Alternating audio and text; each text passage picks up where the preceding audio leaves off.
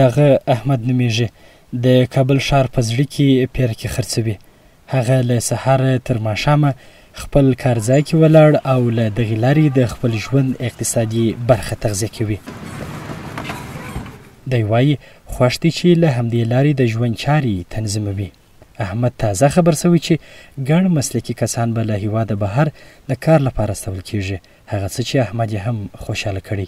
پروژه که به خاطر قطر است مردم ها را میبره، مردم افغانستان زیادترش بیکار است، به نفع مردم افغانستان است، به نفع فامیلایشان به خاطر کار میرن، غریبی میکنن، به فامیلشان خوب است، پروژه خوبی است.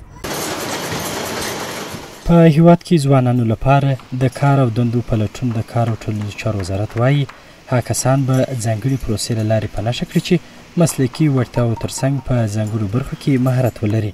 نوموړي وایي په نږدې راتلونکي کې هیوادوالو ته د دغې پروسې د نوملیکنې په اړه بشپړ معلومات وړاندې کوي. نو طبیعي ده چې دا به هغه مهارت لرونکي وي چې دوی تر ډیره پورې د قطر هیواد کې ورته د کار اړتیا ده. دغه حرفې به له هیوادوالو سره شریکېږي. د مثال په توګه د مالدارۍ په برخه کې چې دوی باید دا وړتیا ولري، که یو فارم ته دوی معرفي کېږي چې دوی د دې وړتیا ولري، په دې برخه کې دوی تجربه ولري. همدارنګه که د موټرو یا د انجینرۍ په برخه کې، نو دا مشخص خلک دي، دا به مشخصې کټګورۍ وي.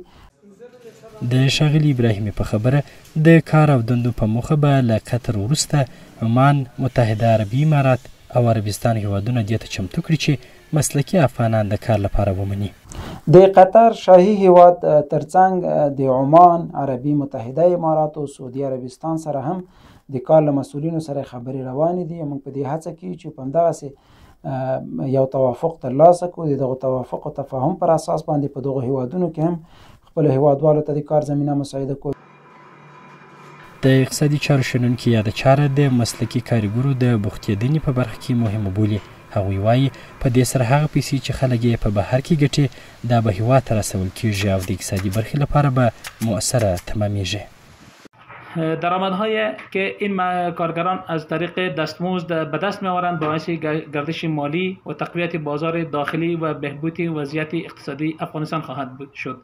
ما امیدیم که الله جل جلاله هر چیز زودتر جوانان بیکار ما را راه و مسیر درآمد حلال فراهم سازد و از این حالات رقابتبار و مشکلات اقتصادی نجات دهد.